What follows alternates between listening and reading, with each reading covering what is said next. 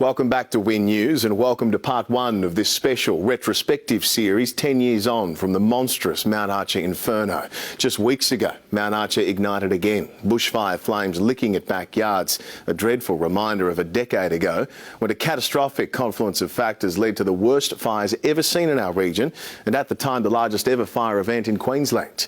For the first time in our state's history, fire crews were flown in from interstate, but the combination of determination, desperation and resilience from our firefighters and residents saw us through to the other side.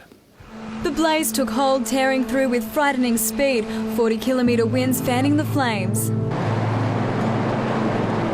Hundreds of Rockhampton homes stood directly in the fire's path, some residents escaping voluntarily, others forced to flee from the fire's fury. Guys, I want you out of your house. I want you guys.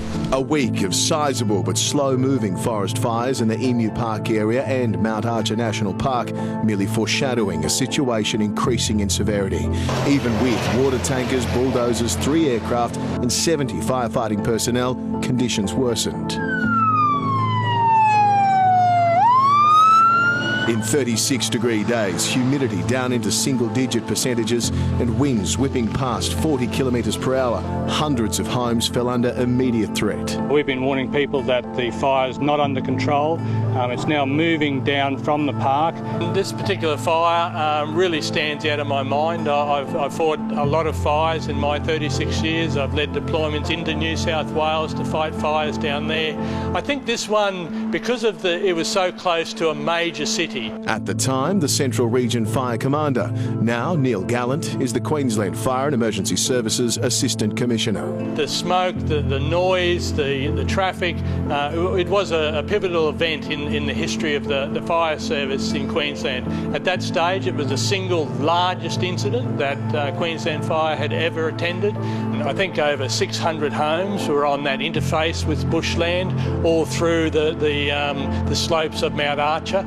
So there was a huge amount of property that needed protection. A Rocky reporter back then, our state news director now, Corinne May, Nee Maxwell, was in the thick of it. Residents say our only saviour could be some welcome rain.